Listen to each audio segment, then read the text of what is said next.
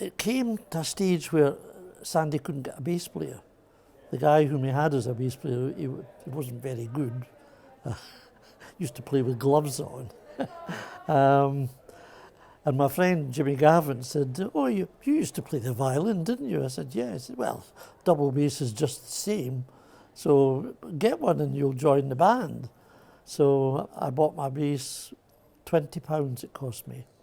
I've just got rid of it for a slightly larger sum of money than that. I won't say what, because it might embarrass the new owner if he sees it and it reminds him. So, and I was self-taught. I got a lot of help from Stan Gregg, who was the pianist with Sandy at the time, because he was a good pianist, and he gave me ideas for playing thirds and fifths and so on, you know. And I had a brother that was 3 years older and a sister that was 7 years older. They both played jazz piano. They were both into Fats Waller and Art Tatum, and I was the youngest, and I didn't learn piano. I thought it was easier singing than it was trying to play piano. So he wrote a note home to my parents asking if he could take my brother and I to a jazz club in Glasgow to see this incredible clarinet player. And it was the Musicians' Union in Glasgow we went to. It was a Friday night, and it was Sandy Brown, who at that time was, you know, a really big name clarinet player from Edinburgh, but he was also the head acoustical engineer for the BBC. I had never heard live jazz, and I was totally blown away by this man. He was life-size, larger than life, big beard, but when he played, he had this gland in his neck that used to swell out like a frog, you know, and it was like a bit like Dizzy Gillespie's cheeks that I now know, but it was just the way he blew, and I was blown away by this as my brother was, and that was the first jazz I'd heard live. And we'd heard things on albums, but you couldn't get albums over here then. So that was the first, and I was, at this point, folk singing. I was in a folk club in the school, and I did light opera, Gilbert and Sullivan. I took the main part in that for 2 years. But I'd gotten the jazz bug. And I played with my brother. He had a modern jazz quartet, piano, viola, bass and drums. And we used to play in the University Union. It was called the Snug Bar, where all the couples used to go, and a lot of people will remember this. No microphone, it was acoustic, and they said to me, "You can't sing with us unless you sing like Ella Fitzgerald or Sarah Vaughan." And at 16, that was, I couldn't do that, so I just did the best I could. And one night, the band leader from the dance upstairs, which was a Dixieland band, came down. His name was Malky Ross, and he said, "How would you like to come up and sing with our band?" And I said, "Oh, I can't sing that stuff." And he said, "Everybody knows the Saints." And I said, "Oh, I know that." He said, "Well, come up and sing." I'd never used a microphone, and it was one of the ones they used to have at the BBC, you know, the big ones with the springs round it, and it was huge. And I nearly deafened everybody in the place. It was full, because I've got quite a loud voice.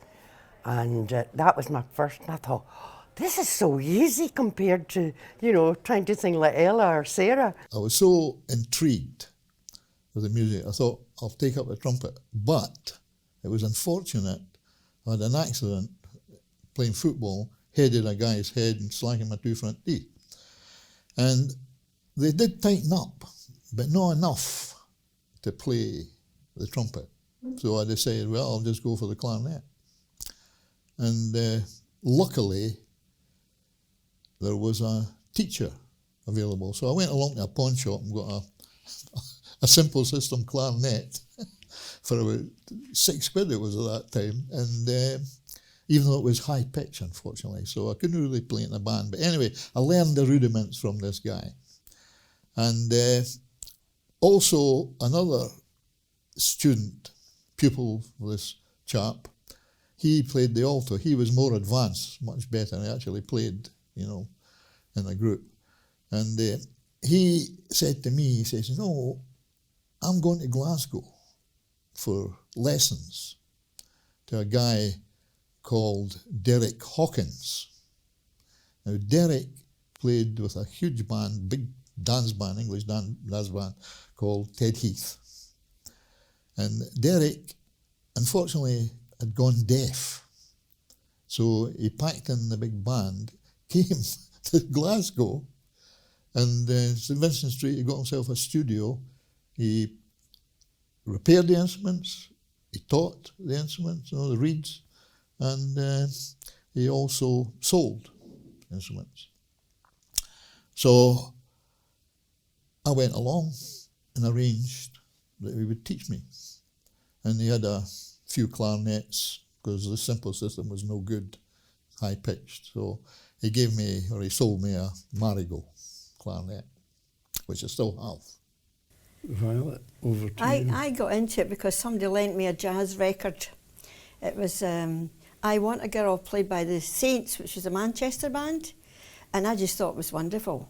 And after that, somebody else mentioned that Freddie Randall's band was coming, because I was in Glasgow at the time, and they were coming to, I think it was the St Andrews Hall. So we went there, and after that I got involved in what was called the Glasgow Rhythm Club, and that's where the Clyde Valley Stompers played every Sunday night, and there was a lot of jivers went there as well. So there was a whole scene all up and coming at that time on both sides of the country, really. I remember speaking to Ronnie Ray saying, look, I've got this double bass. He says, look, Ray Brown bass tutor, just get it and work at it. And I did so. And then those other, aspects of playing, those different kind of classical things with bowing and all that. So when I was staying in Glasgow, I went for tuition for bowing and stuff. But you've got to, well, the way I was seeing it, you've got to kind of go a certain way. You can't cover everything. And so I kind of just stuck with the jazz thing.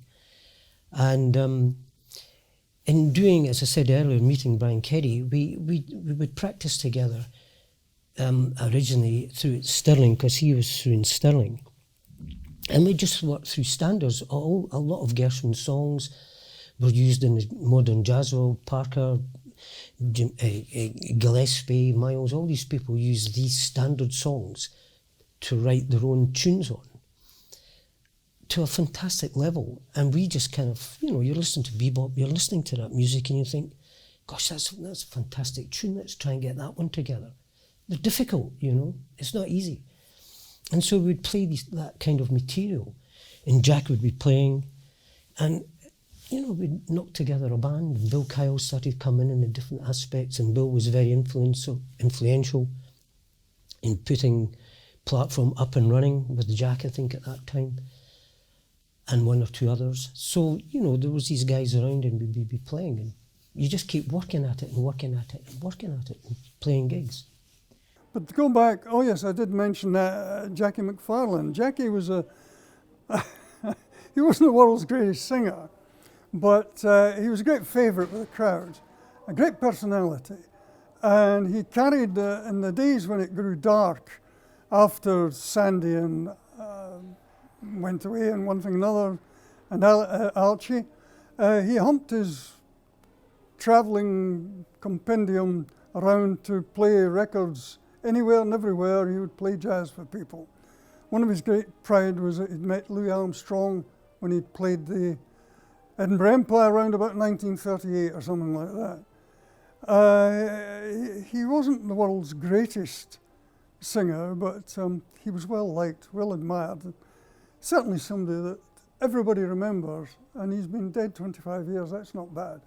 25 minutes after I've gone, of me, they will say, who? Pubs were very busy. The great dancing was very popular here. The old Pally and all the different ones. Well, they've just dinged down the Pally, unfortunately. A friend of mine gave up and died when they did that. He met his wife there. Pretty near everybody met their wives there. I didn't, but pretty near everybody else did. So everybody liked to dance, and everybody went out to entertain because the houses were cold.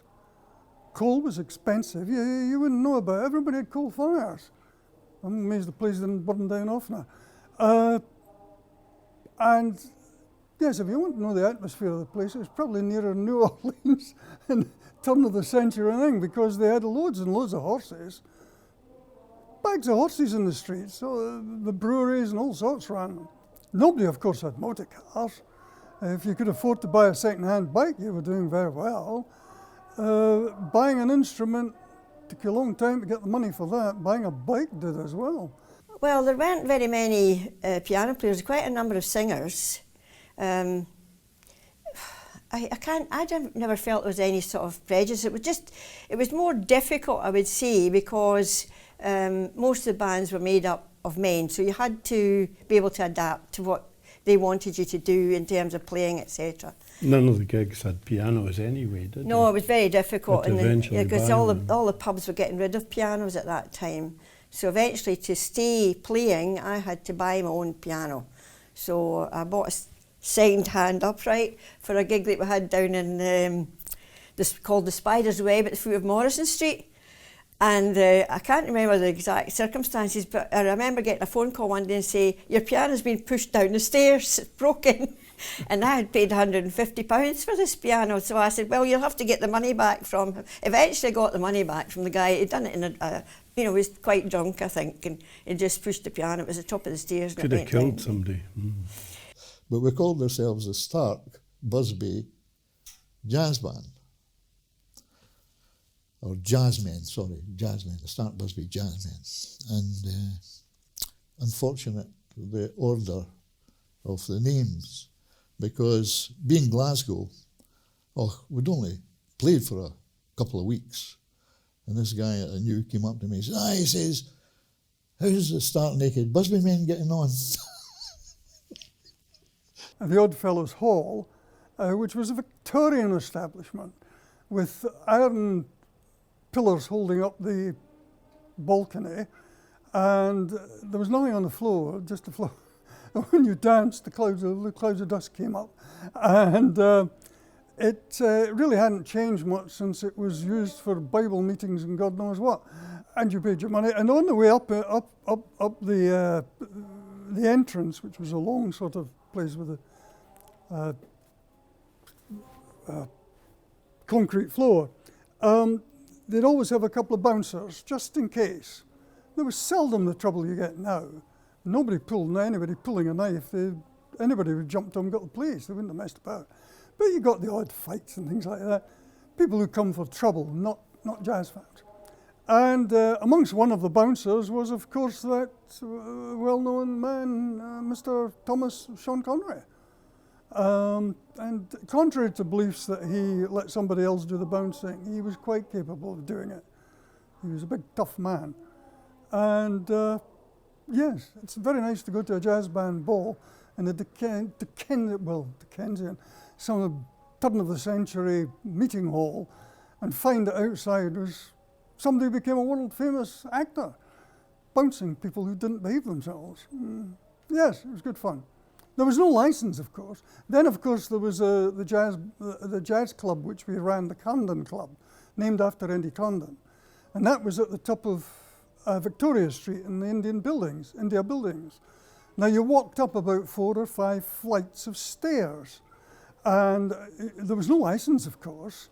My wife and various others ran the little canteen thing. You got cups of coffee, camp, and that's not a... I meant camp coffee, and tea, and non-alcoholic fizz, and they all sat. The lucky ones had chairs, the old dining room chair, and the other one sat in forms. There was no dancing. And you paid your money. I've still got the one of the posters hanging in my hall, and the Condon Club every Sunday, etc., etc. And the annual membership was 5 shillings, equivalent today to opposed to about, I don't know, 20 quid or something like that, which is neither here nor there. But 5 bob was a lot harder to find than 20 quid is now. And we used to go and listen to that. That is where Jackie came into his own. He was a great compere. And on the other side of Victoria Street, there was a Bible study place used to be there. And in these days, they took it very seriously. And at regular intervals, the caretaker would come up and say, "I've got them across again." And they'd turned up, you see, and they'd be saying, "You're playing that devil's music again." And Jackie used to go down and give them a long lecture about, no, it wasn't.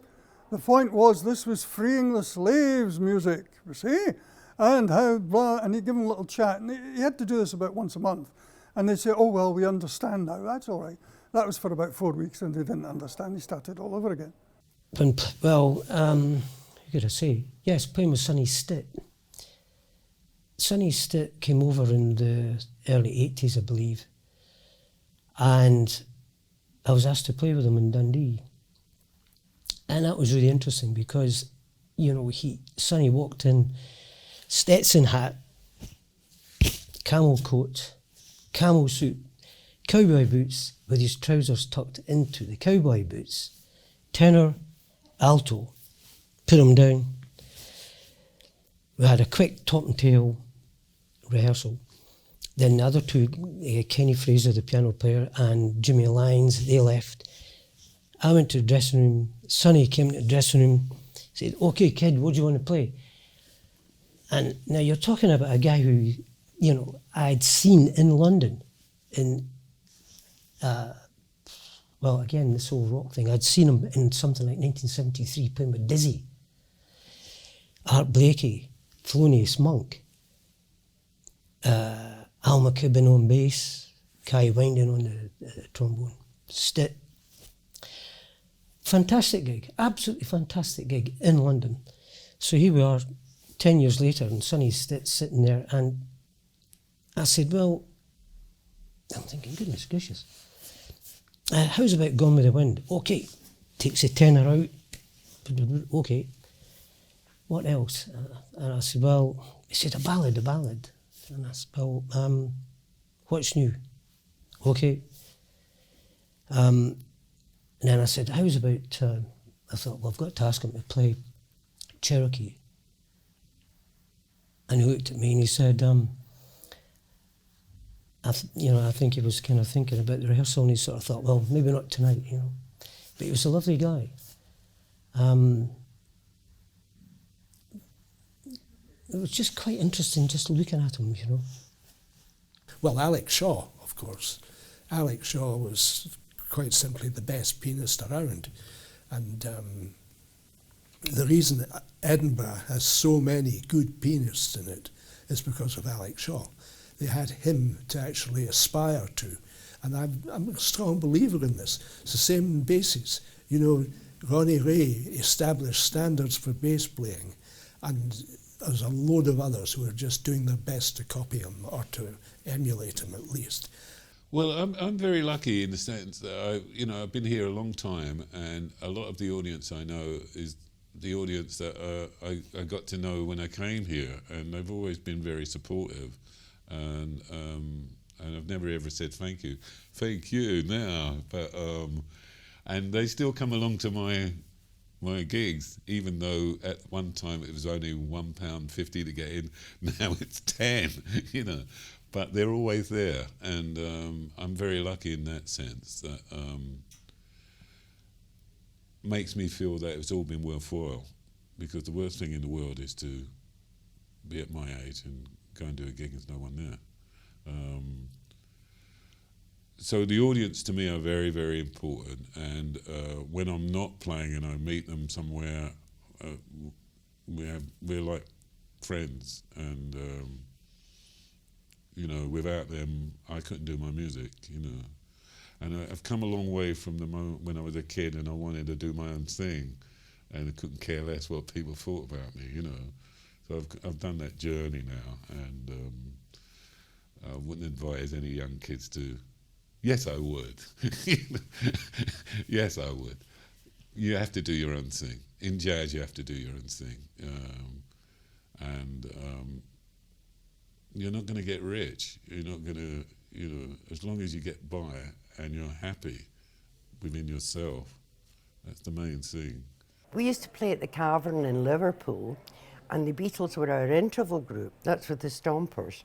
They used to come, and, you know, I used to say, these four wee boys, you know, don't they know that Beatle means beastie? You know, they've got to change their name. They were awful nice, you know. And and then we came back the next time, and there was this huge crowd outside the Cavern. And I'm saying, gosh, somebody must have put some more publicity out, because it's really, and they were all kids. And we didn't realise that they were coming here to see the interval group. But they'd actually got on, they liked what we did as well, so it was, you know. But I think the Beatles, then the Rolling Stones, that changed it all. You know, that changed it for the jazz musicians. When I was playing with the Brown Band, they were very like Louis' Hot Five. Al played like a copy of Louis, and Sandy was very much Johnny Dodds. After they moved to London, they both changed gradually, going away from their original role models and really developing their own style and way of playing. I heard Ray Brown, and that was it for me, you know. I've never heard anything like it. I put it, if you talk in football terms, he was in the first division and I was down about the third division, you know. And never would I get up there, but you can worship your idols. His playing is just so challenging and, you know, fills you with enthusiasm for playing.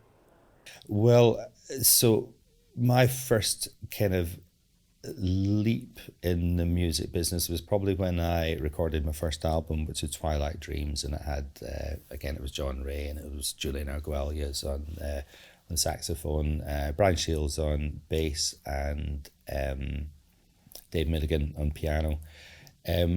And the first several tunes that I wrote for that, they were all kind of really straightforward jazz tunes. You know, there was a blues there, kind of a couple of standard-y type sequences. There was a funky 60s sort of thing.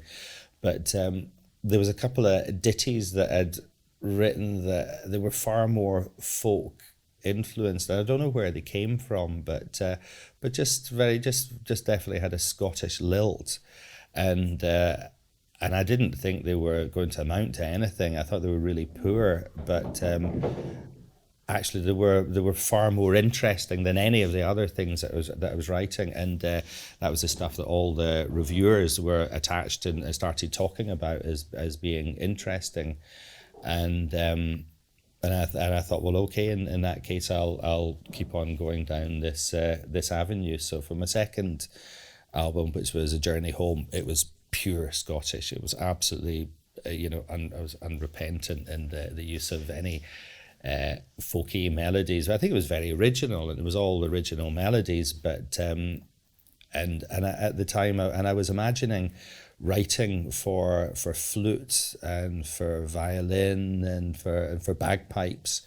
But then obviously we were playing it with a traditional jazz quintet, and it just seemed to have its own voice. And it seemed to go down well, and and things definitely looked up from then. There were lots of awards and amazing reviews and stuff. So one of the memories I'll never forget was we were playing some gig somewhere north of Edinburgh. I can't even remember where.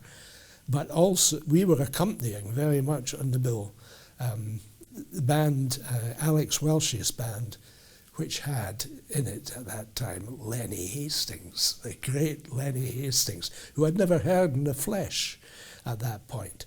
And Lenny Hastings was in a car. They had two cars, and the car he was in with, I forget who else, was delayed. And Alex came up and asked me, would you like to play with the band for a little while till Lenny gets here? This is me, Alex Welsh. That's a big jump. So I did, and I thoroughly enjoyed it. And then Lenny had set his kit up behind the stage, behind the curtain on the stage. And I was told at the end of this number, you'll be moving your kit back, and Lenny will bring his kit forward. Won't take long. And he did.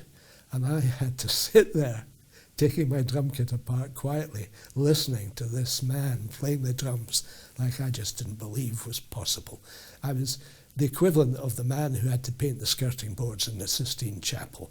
It was just chalk and cheese. Lenny was just something else. He was nuts as well, mind you, but he was unbelievable player. The Lewis Band had a concert in Manchester, and the next gig was in Glasgow, but there was no direct flights, so they came to Edinburgh for some reason and stayed overnight in the Carlton, and they were at a loose end. And Jim Young, our bass player, said, I'm going to sort something out. So we had a party at his cellar, which was a jazz club actually, and we actually played with all these guys, our heroes, incredible. But we've had a few good laughs. Charlie wasn't there. He was some guy, Charlie. Remember, I was doing a gig with him in a hotel down the Cowgate, a pub down the Cowgate. And Charlie had problems with his prostate at that time, and he had the colostomy bag. So he said, okay guys, you ready? We're playing this number. And he went, squelch, squelch, squelch, squelch, squelch, squelch, on purpose. And of course, the whole place folded up. The band couldn't play. It was incredible, really.